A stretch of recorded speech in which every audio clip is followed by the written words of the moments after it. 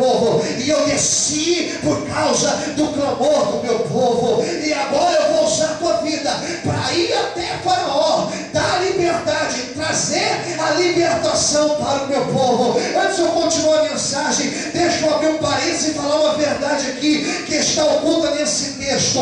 Quando você começa a orar, Deus para no céu para ouvir. Quando você clama ao Senhor, Deus brada no céu para trazer resposta à tua vida. Se for preciso, Deus vai levantar um Moisés, mas a bênção dele, ela virá na tua vida. A libertação do Senhor virá sobre ti hoje, em nome de Jesus. Quem crê nisso, levanta a mão para o céu, aplauda o Senhor e glorifica o nome do Senhor Jesus que está neste lugar.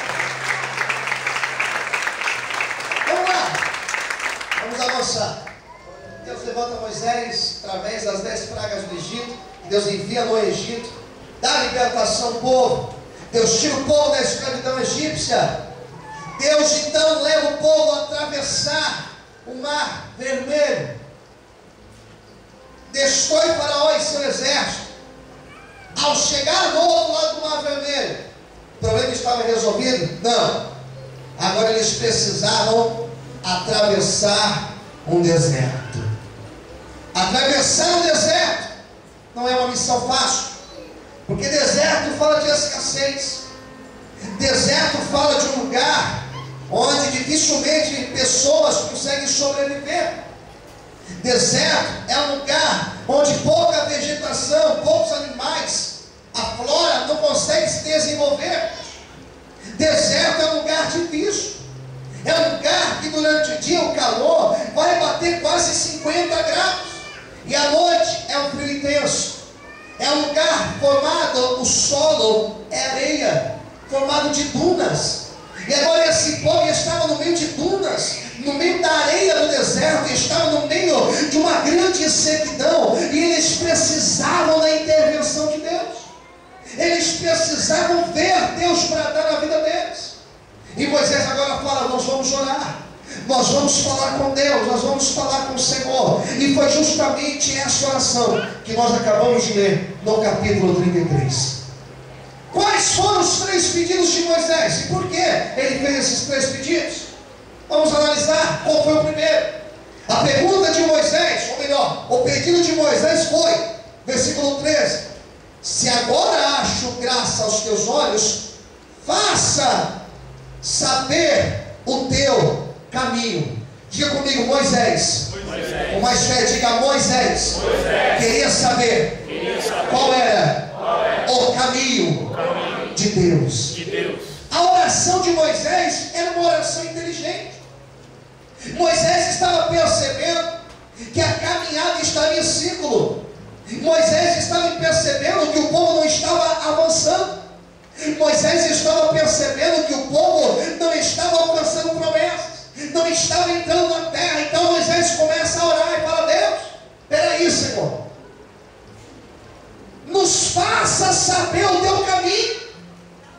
Quando alguém chega para Deus e fala: Deus, eu quero saber qual é o teu caminho, essa pessoa está dizendo: Senhor, eu não quero andar pelos meus caminhos, eu quero andar nos teus caminhos. Quando a pessoa diz: Deus, me faça saber o teu caminho, ela está dizendo: Senhor, me mostra qual trilha eu devo seguir.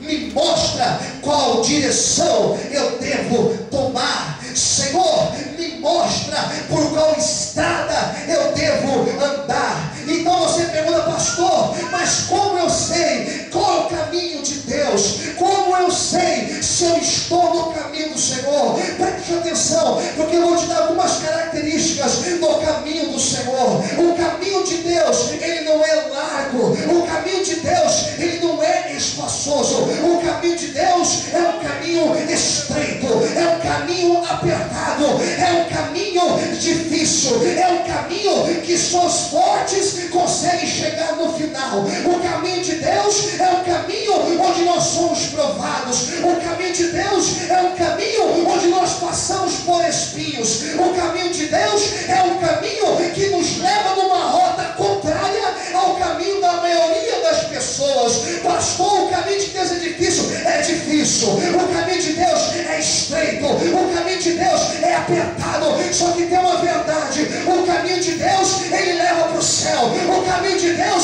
leva para a promessa. O caminho de Deus te leva a viver grandes sonhos. Se você não está entendendo, eu vou te explicar. Pode ser que hoje a tua luta esteja difícil, o teu caminho esteja estreito, só que Deus, Ele vai bradar na tua vida, e quanto menos você esperar, você já estará vivendo a plenitude da promessa do Senhor na tua vida, em nome de Jesus. Quando for glorificar e exaltar o Senhor. Aleluia! Outra verdade sobre o caminho: não saia do caminho do Senhor. Diga para o teu irmão do lado: não saia do caminho do Senhor. Não saia. Eu poderia citar exemplos de pessoas que eu conheço, mas eu vou citar um exemplo bíblico. Estava ontem mesmo estudando um pouco sobre a vida de Sansão. E a vida de Sansão é interessante. Na Bíblia nós temos exemplos de pessoas que começaram mal e terminaram bem. Pessoas que começaram muito mal e lá no final, grande bênção. Quem, pastor? Apóstolo Paulo. Como a Bíblia começa a falar de Paulo? Terrível. Perseguidor da igreja, chamado Saulo. Tá depois, grande apóstolo de Cristo. Exemplos da Bíblia de pessoas que começaram mal e também terminaram mal. Tem alguns. Tem alguns. Por exemplo, eu vejo o próprio profeta Jonas. Tem gente que não concorda com a minha opinião, mas eu vejo o profeta Jonas. Começou em desobediência. Como acabou o livro de Jonas? Revoltado com Deus. Começou mal e terminou mal, na minha opinião. E tem pessoas que começaram bem e terminaram mal. E essas pessoas, nós precisamos ver o que eles fizeram na vida para a gente não cometer os mesmos erros. Quem que Deus diga amém? Exemplos. Saul, por exemplo, começou bem e terminou mal. Nós temos tantos outros, mas o exemplo de Sansão é perfeito. Porque Sansão, ele era nazireu de Deus. Ele tinha um pacto, ser nazireu era ter um pacto com Deus. Ele tinha uma aliança com Deus diferente. E ele não valorizou essa aliança.